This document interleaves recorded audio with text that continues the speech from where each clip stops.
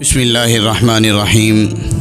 الحمد للہ وکفی وسلام علی عباده الذین اصطفى اما بعد فاعوذ باللہ من الشیطان الرجیم بسم اللہ الرحمن الرحیم لقد کان لکم فی رسول اللہ اسوة حسنہ وقال النبی صلی اللہ علیہ وسلم من تشبہ بقوم فہو منہم او کما قال علیہ الصلاۃ والسلام۔ عزیزان گرامی اور برادران عزیز، آپ علیہ الصلاۃ والسلام کا دنیا میں تشریف لانا، آپ کی بعثت اور آپ کا وجود مسعود نہ صرف یہ کہ انسانیت کے لیے باعث مسرت ہے، بلکہ پوری کائنات کے لیے اس سے بڑا خوشی کا کوئی اور موقع نہیں۔ اسی طریقے سے آپ صلی اللہ علیہ وسلم کا دنیا سے رخصت ہونا، دنیا کو داغ مفارقت دینا، اپنے مالک حقیقی سے جا ملنا، اس سے بڑا اس کائنات میں کوئی غم نہیں، کوئی غم کا موقع نہیں۔ اللہ کی حکمت دیکھیے، اللہ تبارک و تعالی نے آپ علیہ الصلاۃ والسلام کو اسی ماہ ربیع الاول میں مبعوث بھی فرمایا، اور اسی مہینے میں اللہ تبارک و تعالی نے اپنے حبیب کو اپنے پاس بھی بلوا لیا۔ یہ بتاتا ہے کہ یہ مہینہ کوئی خوشی منانے کا نہیں ہے، یہ مہینہ کوئی غم منانے کا نہیں ہے۔ اللہ کے نبی جس طریقے سے اس مہینے میں آئے اور ہمیں خوشی ہوئی، اسی طریقے سے اللہ کے نبی اس مہینے میں گئے، ہمیں دکھ ہوا۔ اب اگر ہم ولادت کی خوشی منانے جاتے ہیں تو وفات کا غم حد سے جا رہا، وفات کا غم منانے جا رہے ہیں تو ولادت کی خوشی جا رہی۔ در حقیقت اللہ تبارک و تعالی نے یہ بتا دیا، یہ حکمت اس میں رکھ دی کہ یہ جو دین تمہارے نبی تمہارے پاس لے کر آئے ہیں، اس دین میں یوم ولادت منانے کا، یوم وفات منانے کا کوئی تصور نہیں۔ نہ ہمیں ولادت کا جشن منانا ہے، نہ ہمیں وفات کا غم منانا ہے۔ ہمیں تو فکر یہ کرنی ہے کہ ہمارے نبی جو مقصد لے کر آئے تھے، ہمارے نبی جو مشن لے کر آئے تھے، ہم اس مقصد اور اس مشن کو پورا کریں۔ میں یہ نہیں کہتا ہوں کہ جو لوگ یہ جشن منا رہے ہیں، جو لوگ یہ خوشیاں منا رہے ہیں، جو لوگ نبی کے نام پر برتھ ڈے کیک کاٹ رہے ہیں، جو لوگ نبی کے نام پر ہیپی برتھ ڈے یا رسول اللہ کے گیت گا رہے ہیں، میں یہ نہیں کہتا کہ انہیں رسول اللہ سے محبت نہیں، یقیناً محبت ہے، یقیناً وہ یہ چیزیں اللہ کے نبی کی محبت میں کر رہے ہیں، لیکن جس ذات نے ہمیں رسول اللہ سے محبت کا حکم دیا ہے، ذرا ہم قرآن اٹھا کر تو دیکھیں کہ وہ ذات کون سی محبت کہہ رہی ہے۔ قرآن کہتا ہے قُلْ إِن كُنتُمْ تُحِبُّونَ اللَّهَ فَاتَّبِعُونِي،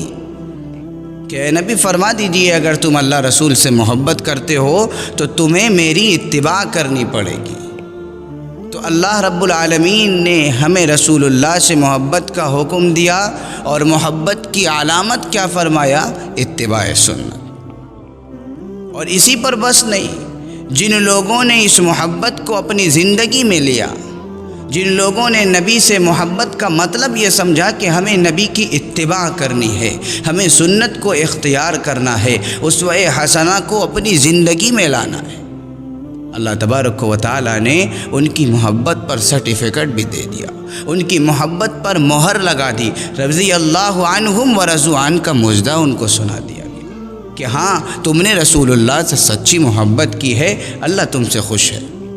نبی علیہ الصلاۃ والسلام نے ان کی محبت پر سرٹیفکیٹ دے دیا، فرمایا اصحابی کالنجوم اقتدیتم اہتدیتم، میرے صحابہ ستاروں کے مانند ہیں، ایک کی بھی پیروی کر لو کامیاب ہو جاؤ گے۔ تو ایک محبت تو ہمیں اللہ نے بتائی ہے، اور اس محبت پر اللہ تبارک و تعالیٰ کی طرف سے ان محبت کرنے والوں کا سرٹیفکیٹ بھی آ گیا۔ وہ محبت اللہ کے یہاں قابل قبول ہو گئی، اس کا اللہ نے ہمیں بتا بھی دیا۔ اور ایک محبت جو ہم آج ظاہر کرتے ہیں کہ جب بھی ماہ ربیع الاول آیا، نبی کے آمد کی خوشی پر ہم نبی کے گیت گانے لگتے ہیں، رسول اللہ کا ایک جھنڈا ہاتھ میں لے کر یا رسول اللہ کی ہم صدائیں نکالنے لگتے ہیں۔ ایک محبت ہماری یہ ہے، ایک محبت وہ جس کا سرٹیفکیٹ ہے، جس پر 100% کامیابی ہے، اور ایک محبت یہ۔ اب ہمیں خود سے اپنے آپ کو سلیکٹ کرنا ہے کہ ہم کون سی محبت اختیار کریں کہ ہم کامیاب ہو جائیں۔ اور پھر نبی اکرم صلی اللہ علیہ وسلم کے وفات کے 600 سال کے بعد یہ جشن عید میلاد النبی کی بدعت ایجاد ہوئی۔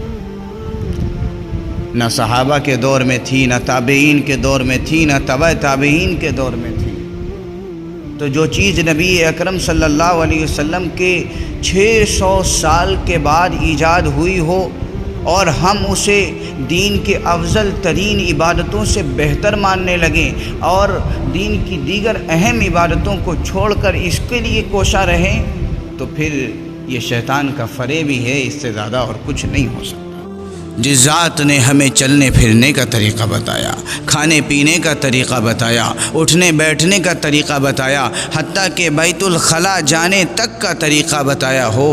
کیا نعوذ باللہ وہ ذات اپنی ولادت پر کیسے خوشی منانی ہے اس کا طریقہ بتانا بھول گئی؟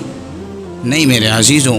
جس دین کو ہمارے نبی لے کر آئے ہیں اس دین میں کسی کی ولادت پر جشن بنانا، خوشی منانا، اس کا کوئی تصور ہی نہیں۔ یہ تو غیروں کا طریقہ ہے، یہ تو غیروں کا طرز ہے کہ وہ اپنے ولادت پر جشن منایا کرتے ہیں، وہ اپنا ہیپی برتھ ڈے منایا کرتے ہیں، وہ تو کیک کاٹا کرتے ہیں، اس کا اسلام میں کوئی تصور نہیں۔ اور اللہ کے نبی کا واضح فرمان ہے، من تشبہ بقوم فہو منہم، اگر ہم غیروں کی مشابہت اختیار کریں گے تو ہمارا حشر بھی غیروں کے ساتھ ہوگا، ہمیں اٹھایا بھی غیروں کے ساتھ جائے گا، ہمارا معاملہ بھی غیروں کی طریقے سے کیا جائے گا۔ اس لیے اگر ہم کامیابی چاہتے ہیں تو رسول اللہ کے طریقے پر ہمیں کامیابی ملے گی۔ ہم رسول اللہ کی سنت کو اپنی زندگی میں لائیں، کوشش کریں ہم اپنا چہرہ نبی کے چہرے کی طرح بنائیں، کوشش کریں ہمارا لباس نبی کے لباس جیسا ہو، ہمارے اعمال نبی کے اعمال جیسے ہوں، ہمارے اخلاق نبی کے اخلاق جیسے ہوں۔ اگر یہ چیزیں ہماری زندگی میں آئیں گی تو ہم یقیناً کامیاب ہوں گے، اور اگر ہم نے ان چیزوں سے کنارہ کش ہو کر صرف ان رسومات میں پڑے رہے تو شیطان چونکہ ہمیں یہ چاہتا ہے، وہ ہمارا دشمن ہے، وہ یہ چاہتا ہے کہ ہم انہی طریقے کی چیزوں میں لگے رہیں اور انہی طریقے کی چیزوں میں لگے اپنی سنت سے، اپنی عبادت سے، اللہ کے احکامات سے دور ہوتے چلے جائیں اور پھر ہماری آخرت تباہ و برباد ہو جائے۔ اس لیے ہمیں چاہیے کہ ہم اپنے نبی کی سنت کو اختیار کریں، اپنے نبی کے طریقے کو اختیار کریں۔ اگر ہم نے نبی کا طریقہ چھوڑ دیا، نبی کی سنت کو چھوڑ دیا اور صرف جشن منانے میں ہی لگے رہے تو پھر کبھی بھی کامیابی ہماری نہیں ہو سکتی۔ صحابہ کی زندگی اگر ہم اٹھا کر دیکھیں تو صحابہ کوشش کرتے تھے ایک سنت کو ڈھونڈ کر اس پر عمل کرنے کی، تبھی اللہ کی طرف سے رضی اللہ عنہم و رضوا عنہ کا خطاب اور مجدہ انہیں ملا ہے۔